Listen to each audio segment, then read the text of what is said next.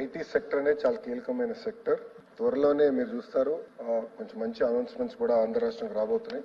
గతంలో జరిగిన అలాట్మెంట్స్ మనంగానే చూస్తే ఈ కంపెనీస్ అన్ని కూడా majority of them or IT companies. మనం కూడా ఆలోచించేది ఏంటంటే పెద్ద ఎత్తున ఐటీ కంపెనీస్ ని ప్రోత్సహించాలి. వాళ్ళకి అనవసరమైన నిబంధనలు పెడితే వాళ్ళు ఇబ్బంది పడతారు. ఇప్పటికే అసలు ఐటీ సెక్టర్ లేదు, సెక్టర్ రాకుండా ముందరనే రెగ్యులేషన్ చేస్తే ఇబ్బంది పడతారనే ఆలోచనతో we are not here to enforce any regulation. వాళ్ళు మనం యాక్చువల్లీ ప్రోత్సహించాలి. అది నంబర్ 1. నంబర్ 2, మీరు అన్నట్టు కొన్ని కంపెనీస్ వచ్చేగల ఇంకోటి డిఫరెంట్ టైప్స్ ఆఫ్ కంపెనీస్ ఉంటాయి.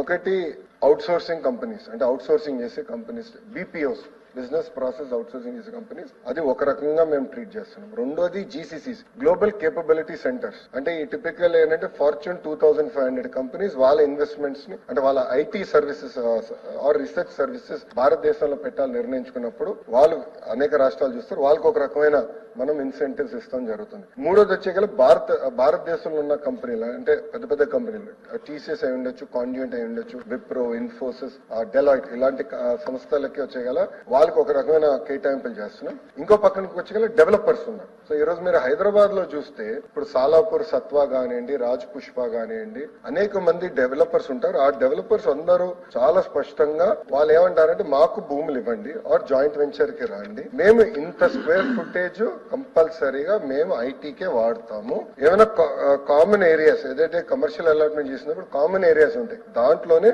కమర్షియల్ యాక్టివిటీస్ చేసేదానికి అవకాశం ఉంటుంది. సో అట్లా ఒక్కొక్క దానికి ఒక్కొక్క ఫోకస్ గా మేము తీసుకుంటున్నాం. టాప్ 100 డెవలపర్స్ ఇండియాతో మాట్లాడుతున్నాం, టాప్ 100 ఐటీ కంపెనీస్ తో మాట్లాడుతున్నాం, టాప్ 100 బీపీఓ కంపెనీస్ తో మాట్లాడుతున్నాం, ఫార్చ్యూన్ 2500 కంపెనీస్ తో వాళ్ళు జీసీసీ తీసుకొచ్చేదానికి మాట్లాడుతున్నాం. అంతేకాకుండా జీసీసీకి వచ్చేగల అధ్యక్ష డైరెక్ట్ గా కంపెనీస్ కూడా డెవలప్ చేయాలి. So there are companies, specific companies ఎవరైతే GCC capability centre x company కోసం వాళ్ళు తయారు చేసి వాళ్ళు తిరిగి ఆ కంపెనీకి అమ్ముతారు ఆ GCC. So X company GCC భారతదేశంలో పెట్టాలంటే నేరుగా మేము పెట్టేదానికి ఇబ్బంది ఉంటుంది, మాకు లోకల్ అర్థం అవ్వదు, లోకల్ ఎట్లా రిక్రూట్మెంట్ చేయాలి అన్ని అర్థం అవ్వదు. సో మీరు సెంటర్ తయారు చేయండి, తయారు చేసిన 2-3 సంవత్సరాల్లో మీ దగ్గర నుంచి సెంటర్ మేము టేక్ ఓవర్ చేస్తాం. It's commercial transaction. అది కూడా మేము ఎట్లా చేయాలనే దానిపైన కూడా మేము డిస్కస్ చేస్తున్నాం జీసీసీ ఇండస్ట్రీస్ తో. కాంప్రహెన్సివ్ గా తీసుకుంటాం జరుగుతుంది. కొన్ని సందర్భాల్లో మేము కొంత భాగం కమర్షియల్ యాక్టివిటీస్ కూడా అలౌ చేస్తున్నాం, అంటే అలాంటి డౌట్ లేదు. ఎందుకంటే it is an integrated activity. వాళ్ళకి ఫుడ్ కోర్ట్స్ ఉంటాయి,